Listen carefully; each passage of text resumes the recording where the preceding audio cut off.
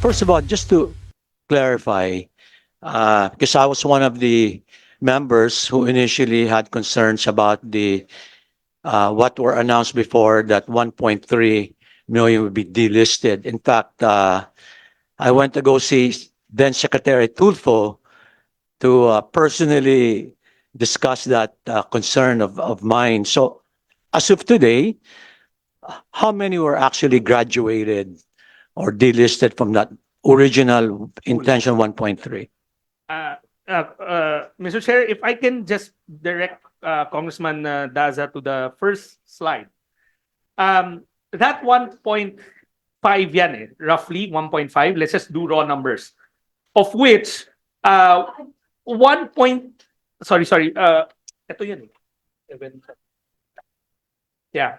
You said 1.3? Yes. Can I direct you to the 4-piece special validation dated August 2022? Yan yon, 744,314 that are tagged as non-poor, and then another 514 that were not assessed, hindi nagalaw. And Sec Tulfo that instructed a reassessment of all of them. And in the end, fast forward na lang tayo, ang nabalik dyan is around 726,886 households were retained. That's roughly around 70% of the original number. Okay. So ang natanggal, Secretary, was essentially about 600,000 as of today. The end result na After lang. everything, Yeah. ang natanggal ho, 355,000. Okay. Okay. Well, I'm glad you said that because my initial sentiment a year and a half ago, you just confirmed that that 1.3 million was not accurate. And the 300,000 so that were delisted or graduated all went through what's required under the guidelines, the SWD report. Yeah. There's an actual ocular Yes. interview, and they were level 3. Correct. Correct? Correct. Okay. Okay. So I'm happy to hear that. I think I think DSWD did well on that, and I'm going to move forward because that was our issue with Kong Abalos before. So thank you for the clarification. Now, my next concern or question is, I was somewhat disappointed, and I'm not going to direct the question to the Secretary, Chairman, because during the pandemic, I just found out that the payouts for, let's say, the children for school were not paid. That's why your unutilized ballooned, right? That breaks my heart because obviously no one will comply with the attendance requirement during pandemic. There's no school. So why did the national program coordinator, you weren't there yet, Sec, I want to give the permanent of officials who were there, why did you not give the grants anyways? Because that was force majeure. And it's because it's a poverty alleviation program. Why would you not pay out to these families when we all know they couldn't comply automatically, right? Why didn't you find a way to pay out and use those funds anyways? Because at the end, it's spilled milk now, but we should learn from that. God forbid, we go through another similar event. This should be addressed, Secretary, because if something happens again, I don't think it was a good decision not to pay out during those years of pandemic. Can we get a response? Mr. Chair, I know it's not directed to me, but if I can get a better sense, now I get a better sense of how the department thinks after spending more than a year there. The department has a very conservative outlook. They tend to look at things very cut and dry. When they say education grant, dapat mag-enroll. It's pretty much what happened with the proxy means test. We kept on insisting, bago ko nun, we kept on insisting on using the proxy means test and trying to delist a whole bunch of people. So gradually, what we learned from that lesson is there are other real world scenarios that you have to consider, and there are other tools that you can use to adapt to it. So in this case nga, rather than insisting on an inadequate tool, we decided to fall back and get the National Advisory Council of the 4Ps to adopt the SWIDI as an exit and as an exit tool. I understand she might want to answer, nandito si Director Gemma, but I would assume they took the letter of the law, which it should be, literally, except that the law was crafted minus the lens of COVID happening. Na wala namang pumapasok talaga, pero nag-online learning sila, nag-remote learning sila. Well, okay, I'd like to hear, because if it needs remedial legislation so we can address similar future events, then I'd be more than happy to sponsor remedial legislation. But I'd like to hear from the National Program Coordinator, Mr. Chair. Please. Thank you, Mr. Chair. So good afternoon, everyone. So you're correct, Kung Dasa. It was 7 months that we did not provide the educational grants because the children were not enrolled. And part of the policy of the conditions that for the children to receive the educational grants, they should be enrolled. So that was 7 months gap. That was 2021. No, I understand. But why? I'm surprised that you did that, because obviously they could not comply because there's no school. It was COVID, right? So because it's a poverty alleviation program, wouldn't it have been a better decision just to give it anyways, because there's no work, people are affected. Diba? It's a poverty alleviation. To me, it's almost a no-brainer. Nandun yung pera, binigay na lang ninyo sana. So, was your reasoning because of possible legal consequence, COA? What was your fear? Why didn't you pay out those benefits? Because no one can comply. Mr. Chair, may I? Yeah, I think this is provided for in the law, Mr. Chair, that one of the qualifications that for the child to receive the educational grant, he should be enrolled. And that time, Mr. Chair, talagang ECQ yun eh. Talagang napakataas pa po. Kung Dasa, if Yeah. I may.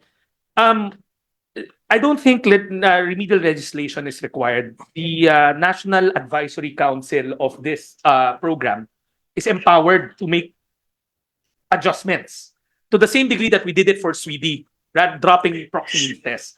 I think it's an issue of adaptability and understanding what's on the ground.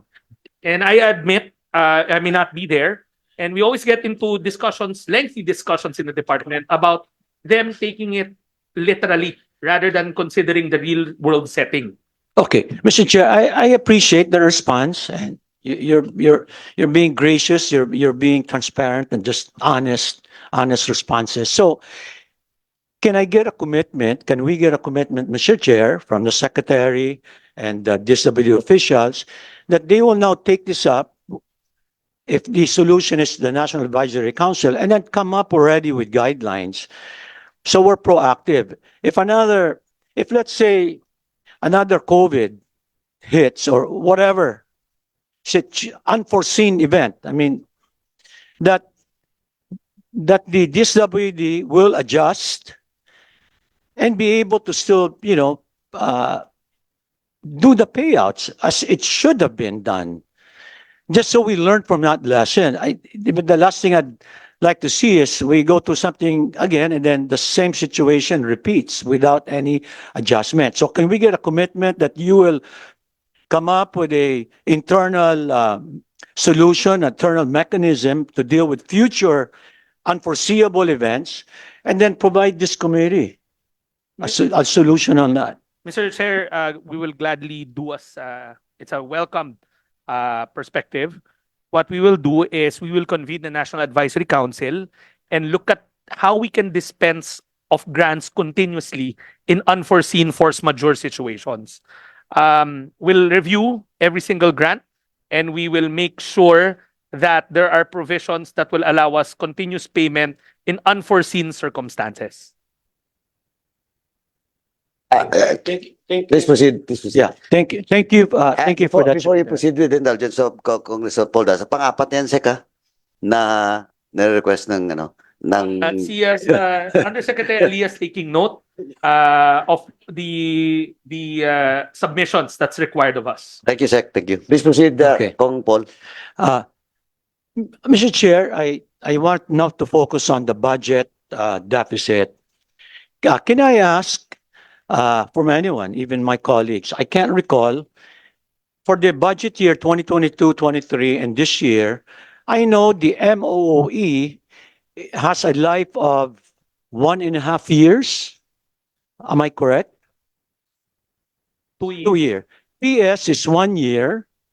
MOE is 2 years along with capital outlay. Correct? Okay.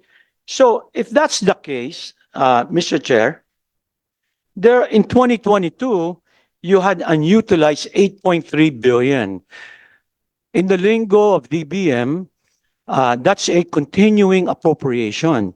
So why didn't you use that for 2023? Because you could have reduced your deficit requirement for 2023. And then what you can do is push back some of your 2023 appropriations for 2024. Mr. Chair, the excess ng 2022 was used to pay the retroactive rice subsidy that we also owed.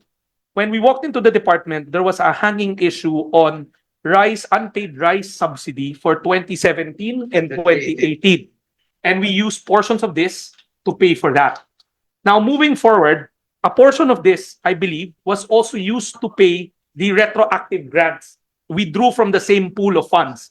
Kasi remember, when we started adding more people during the Burr months, what we would do is when a batch is cleared, napur sila after their SWD, we process immediately. That's why they're paid in batches. This has been fully utilized.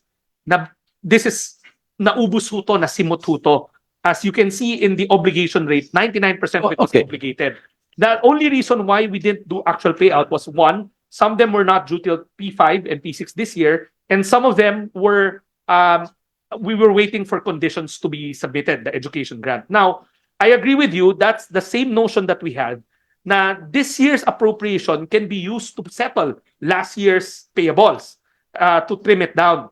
We spoke to DBM about it, and they were saying there are legal impediments. There might be legal impediments to doing current year appropriations to settle prior year obligations. Okay, but just to clarify, Mr. Chair, so all continuing appropriations of the department, I'm not just referring to this 4 Ps, have been utilized for 2023? I can't imagine you can answer yes. I'm talking about the entire department because One thing I can tell you, Mr. Chair, for 4 Ps, yes, the bigger appropriation. For AIX, yes. The only ones that we have been having problems with will be the late releases due to foreign assisted components like Kalahi seeds. But the bigger ones, and SLP, which is quite tedious, which we've already revamped. But the bigger ones, such as this is 50% of our budget already, this is fully obligated, fully utilized. Same with AIX.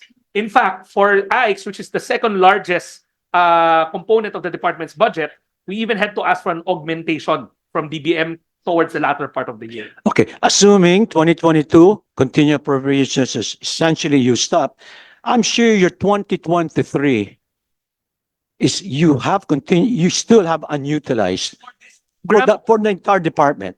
Wala na rin, Mr. 2023, DSWD agency? For 4 Ps, No. wala na. Okay, I'm referring to the entire department.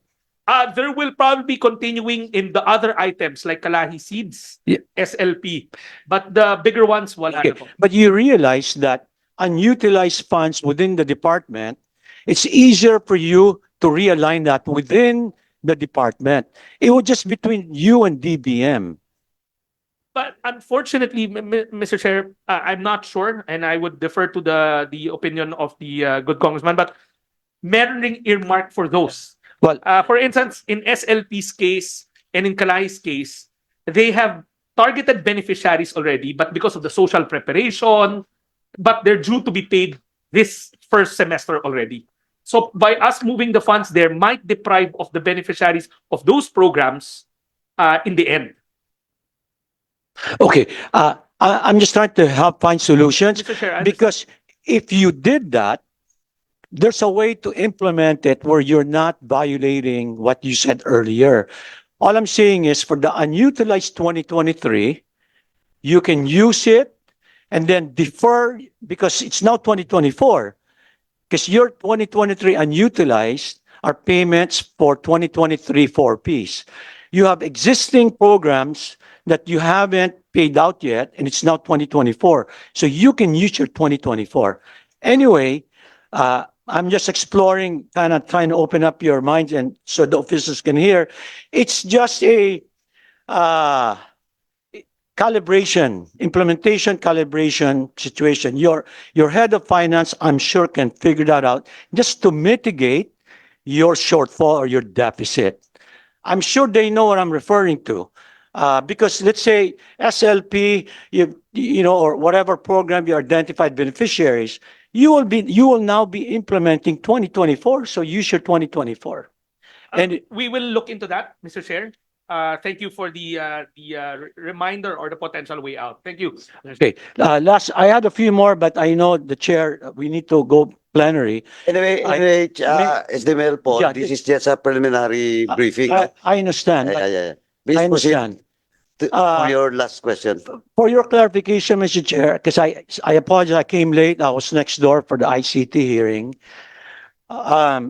Was there a motion or a manifestation or a committee action as regards to the possible deficit for the 4Ps program for 2024? Was there an agreed on action plan for that? Actually, there is a manifestation coming from the members present a while ago with regards to possible action by recommending to this committee will recommend specific action to the Okay, leadership. well, will you allow me to make a motion based on that? Because I feel the same way. So may I move, Mr. Chair, that the committee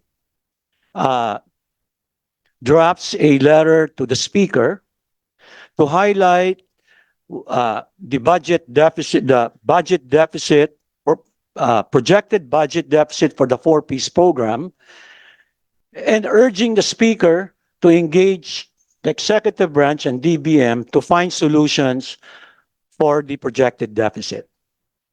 Is that a motion? Yes. Second. There's a motion. Duly seconded. In objection, the chair says none. The motion is carried. Maraming salamat po mga ka-blessings.